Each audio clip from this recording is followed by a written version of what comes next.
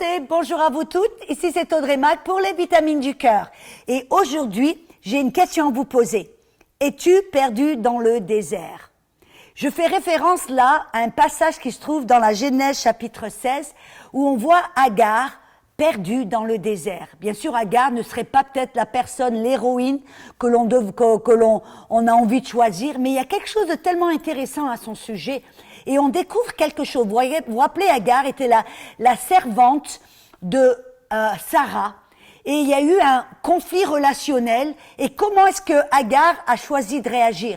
Elle est partie en courant, elle s'est éloignée. Alléluia. Elle a refusé de confronter le problème et elle a refusé de faire face à sa maîtresse. Elle s'est éloignée du problème et elle a atterri dans le désert. Il y a un ange qui lui est apparu en lui disant « Hé Agar, d'où viens-tu et où vas-tu » Et Agar elle n'a pas pu répondre. Elle dit « Non, je ne sais pas où je suis, je ne sais pas d'où je viens. » Alléluia. Est-ce que ça te ressemble? Est-ce que tu es là, perdu, en te disant « J'arrive plus à entendre Dieu, je sais plus s'il me parle, il y a rien qui se passe dans ma vie, j'ai l'impression que c'est un désert, je sais pas où je vais, j'ai plus de vision, je sais pas d'où je viens, je sais plus qui je suis. » Amen.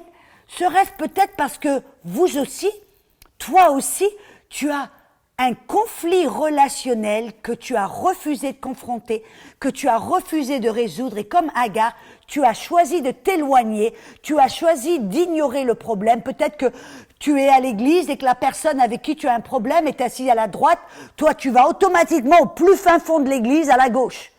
Voyez de quoi je parle? C'est intéressant que Jésus nous a dit, il est impossible qu'aucune offense ne vienne. En d'autres mots, on va faire face à des offenses. On va être confronté avec des offenses. Mais comment on réagit va dépendre de notre vie. Comment on choisit d'affronter le problème va déterminer si notre vie est remplie de paix, de joie, de vision et de bénédiction. Voyez, quand vous avez une offense dans votre vie, ça va vous voler votre paix intérieure. La Bible dit dans Acte 8, 23 que vous serez empoisonnés par l'amertume. Ça veut dire aussi que ça va détruire votre témoignage, parce qu'après tout, Jésus a dit, dans Jean 13, ils sauront que vous êtes mes disciples par l'amour que vous avez l'un pour l'autre. Et si vous refusez de pardonner quelqu'un, de résoudre ce conflit relationnel, alléluia, de l'enfoncer, de l'ignorer, alors qu'est-ce que ça va faire? Ça va détruire votre témoignage, parce qu'il n'y aura plus d'amour entre vous et le prochain. Amen. Et c'est intéressant parce que la Bible dit dans Hébreux chapitre 12, dans le verset 14, il dit « Recherchez la paix avec tous et la sanctification sans laquelle personne ne verra le Seigneur. » Ça ne veut pas dire que Dieu va refuser de vous parler ou va vous tourner le dos ou va vous ignorer. Non, ce que cela veut dire, c'est quand on ne recherche pas la paix, qu'on est dans l'offense, alléluia, et qu'on est dans l'amertume, les gens autour de nous ne verront pas le Dieu qui est en vous. Le Dieu qui est en vous sera enfoncé au fin fond de vous et vous ne serez plus une expression de sa vie, de son amour, de qui il est. Et les gens autour de vous ne pourront plus voir Dieu en vous. Et non seulement ça, mais aussi quand on reste dans cette offense et qu'on refuse de résoudre le problème, de confronter l'offense avec la personne comme nous le commande la Bible, alors on devient maintenant une source d'amertume pour les autres. Dans le verset 15 du même chapitre 12 des Hébreux, il dit « De peur, il dit « Veillez à ce que personne ne soit privé de la grâce de Dieu » de peur qu'aucune racine d'amertume ne cause des troubles, et par cela, beaucoup ne soient souillés. Vous savez comment les gens autour de vous seront souillés? Parce que de l'abondance de votre cœur, votre bouche va parler. Et qu'est-ce que c'est que vous allez dire? Oh, tu sais ce qu'un tel m'a fait. Oh, tu sais pas ce qu'un tel a fait. Et tout d'un coup, parce que cette offense va être dans votre cœur et va grandir des racines d'amertume, ce qui va sortir de votre cœur et de votre bouche, ça va être de l'amertume, ça va être un manque de joie, ça va être un manque de paix, ça va être du ronchonnement, ça va être de la complainte. Et ça va souiller les gens autour de vous. Au lieu d'être une source de vie, une source de bénédiction, vous allez être une source d'amertume. Est-ce que c'est ce que vous voulez? Est-ce que vous voulez être une source d'amertume? Non, je ne le crois pas. Alléluia. Et donc, voyez, comme Agar qui était là, perdue dans le désert, la bonne nouvelle, c'est que Dieu ne l'a pas abandonnée. La Bible nous dit dans le verset 11 de Genèse 16 que l'Éternel a entendu l'affliction d'Agar parce qu'il est le Dieu qui voit.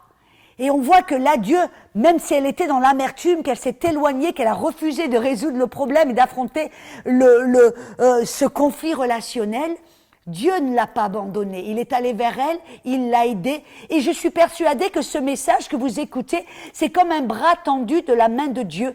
La main qui se tend vers elle en disant, écoute mon chéri, écoute ma chérie, tu as besoin de pardonner, tu as besoin de résoudre ce problème. Et là, qu'est-ce que Dieu lui a dit de faire? Dans le verset 9, il dit, retourne auprès de ta maîtresse et soumets-toi sous sa main. Oui, je sais, ce n'est pas facile à faire et ça exige et demande une grande humilité, mais c'est nécessaire. Non seulement pour vous, c'est nécessaire que vous choisissiez d'être là, comme on dit, la grande personne, d'être celle qui est forte, celle qui va marcher en humilité. Car dans le royaume de Dieu, c'est la plus grande personne, celle qui dit, c'est pas qui a raison, qui a tort, c'est recherchons la paix.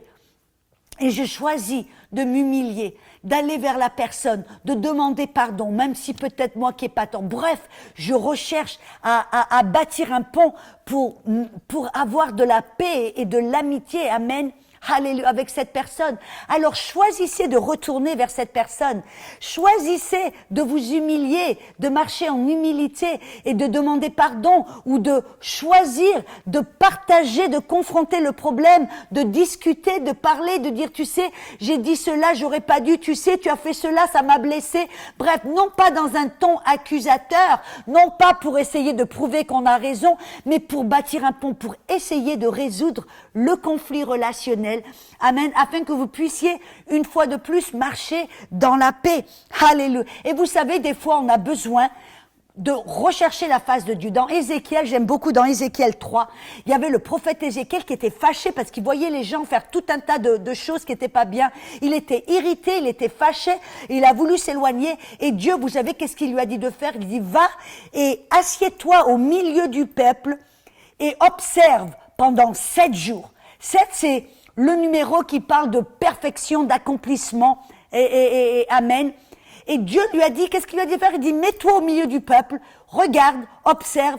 Et qu'est-ce qui s'est passé? Après 7 jours d'avoir observé, d'avoir regardé sans dire un mot, il a tout de suite eu la perspective de Dieu pour ces personnes. Au lieu d'être fâché, en colère, irrité, demandant vengeance, qu'est-ce qu'il a vu? Il a tout d'un coup été rempli de compassion, rempli d'amour pour les personnes, et il a pu aller comme prophète pour parler, déclarer avec un cœur rempli de compassion et d'amour. Voyez, des fois, c'est ce que vous avez besoin de faire. Pas simplement d'aller résoudre le problème sous un ton accusateur pour demander que les choix soient mis en place, qu'il vous pardonne. Non, non. Peut-être vous avez besoin de vous asseoir quelques jours et demander à Dieu, Dieu, comment est-ce que je dois confronter cette personne?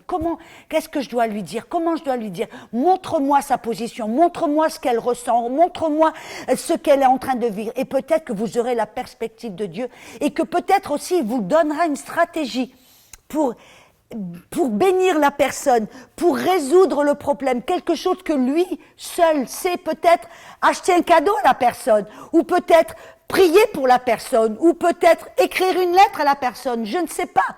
Mais Dieu, lui seul, a cette stratégie qui va vous permettre d'aller vers cette personne pour résoudre le conflit relationnel et pour bâtir un pont de paix, d'amour et d'entente.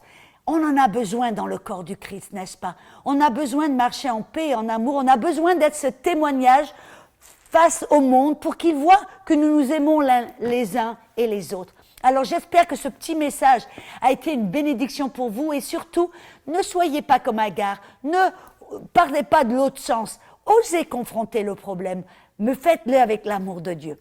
Soyez bénis et on se retrouve bientôt pour des vitamines du cœur.